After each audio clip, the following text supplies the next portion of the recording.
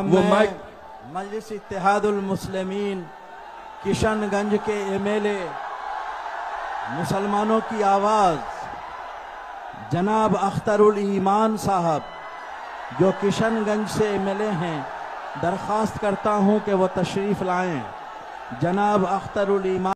हाय, आदाब, सलाम, नमस्कार, सत श्री अकाल। मैं रोशन कुशवाहा और आप देख रहे हैं times of Sitamarhi. Times of Sitamarhi में आपका स्वागत है। जी हाँ, जैसे पटना में वक्फ बचाओ दस्तूर बचाओ जो कार्यक्रम सफल रहा, वाकई में काबिले तारीफ है। और लोगों की भीड़, जी हाँ, जिन पप्पू रंजन भी आए, अपनी बात रखे, तेजस्वी यादव भी आए। जो लोग कयास लगाया जा रहा था कि शायद नहीं आएंगे, लेकिन आए, क्योंकि चुनावी समय है। और भाई लोग का कमेंट भी आ रहा था कि वाकई में चुनावी समय है तो वो आएंगे ही आएंगे, बाकी ऐसे कोई समय नहीं। अगर चुनावी समय नहीं रहता तो शायद वो सोचते विचारते, लेकिन चुनावी समय है, वोट का समय है, सीजन है, तो भैया कैसे नहीं आएंगे।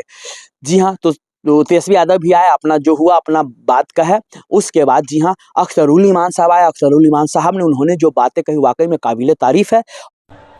वो मजलिस इत्तेहादुल मुस्लिमीन किशनगंज के एमएलए मुसलमानों की आवाज़ जनाब अख्तरुल ईमान साहब जो किशनगंज से एमएलए हैं, दरख्वास्त करता हूं कि वो तशरीफ़ लाएं। जनाब अख्तरुल ईमान साहब।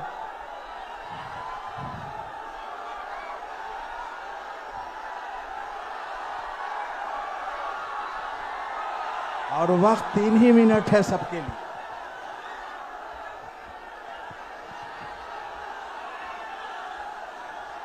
नहमदहु व नुसल्ली अला रसूलिहिल अमीन। औज़ु बिल्लाहि मिनश शैतानिर रजीम। बिस्मिल्लाहिर्रहमानिर्रहीम। वक्फ बचाओ दस्तूर बचाओ इस अजीमुस्शान कॉन्फ्रेंस के सदर बावकार हजरत मौलाना अहमद वली फैसल रहमानी साहब दाइश पे तशरीफ़ फरमा, दिगर मुअज़्ज़ज़ उलमा किराम, मुख्तलिफ सियासी तंजीमों के मुअज़्ज़ज़ अरकान असम्बली व पार्लियामेंट, मीडिया के अच्छे साथियों, खानकाहों के मसाइक अज़ाम और इस जलसे बावकार में तशरीफ़ फरमा सभी हाज़रीन, मैं इस वक्त गुफ्तगू करने नहीं आया बल्कि अपने अमीर शरीयत के हुक्म की तामील करने के लिए आया हूँ।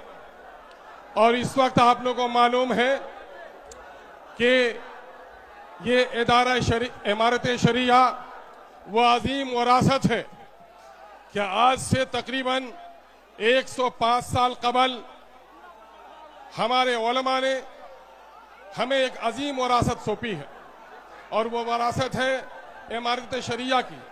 ऐसे मौके से हम इमारत के बानी हजरत मौलाना अबुल मोहसिन सज्जाद अलैहिर्रहमा को, हजरत मौलाना अबुल कलाम आज़ाद अलैहिर्रहमा को, हजरत मौलाना मोहम्मद अली मुंगेरी रहमतुल्लाह अलैह को, बदरुद्दीन कादरी साहब को, शाह हबीबुल्लाह साहब को खराज अकीदत पेश करना चाहते हैं। मेरे अजीजों, एक बात सुनो, वो कौम फला नहीं पा सकती जो अपने अमीर की अताअत नहीं करती। यहां पर ये भीड़ नहीं है, ये जमात है, और जमात अमीर की अताअत का नाम है।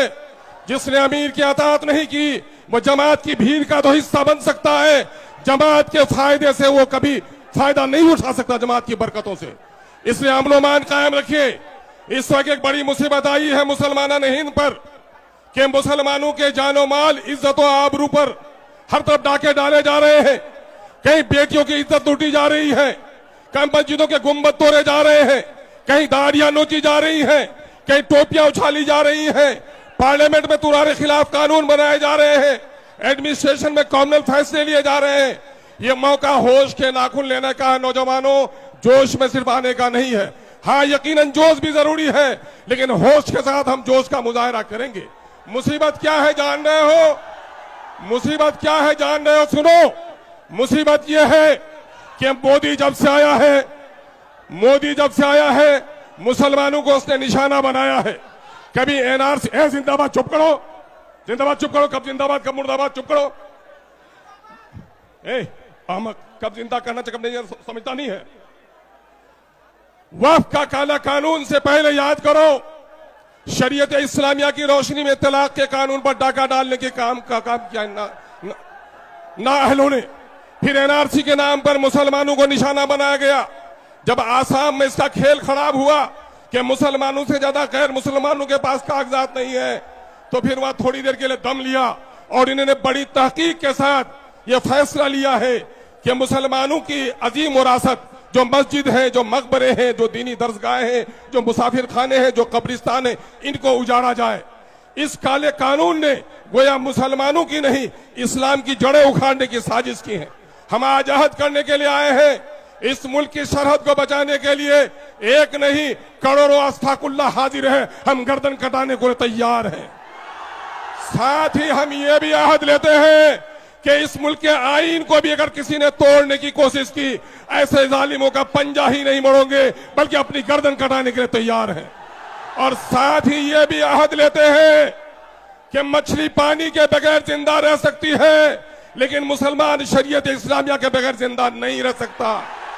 इसलिए हमारी मस्जिदों को, हमारी औकाफ की जायदाद पर अगर किसी ने डाका डालने की कोशिश की तो हम अपनी गर्दनों को कटा सकते हैं, लेकिन खुदा के घरों को उजड़ने नहीं देंगे। हम कसम खाने के लिए आए। नौजवानों में मुबारकबाद देता हूं तुम्हारी पेशानियों की रमक को देखकर, तुम्हारी आंखों की चमक को देखकर। गर्द के धूप की तमाजत भी बहुत है, लेकिन तुम्हारे चेहरे में जो गम और गुस्सा है, इस बात की अलामत है कि हम और आप अपने अमीर शरीयत के हुक्म पर सिर्फ जमा ही नहीं हुए हैं, बल्कि जिस मकसद के लिए जमा हुए हैं, अगर हमारे अमीर ने हुक्म दिया कि हमें गर्दन कटाना भी वाजिब है तो हम गर्दन कटाने के लिए भी तैयार हैं। अब जाग चुके हैं दीवाने, दुनिया को जगा के दम लेंगे। जीना है तो इज्जत से जी लेंगे, वरना जामे शहादत पी लेंगे। ये माह मुबारक मुहर्रम का है।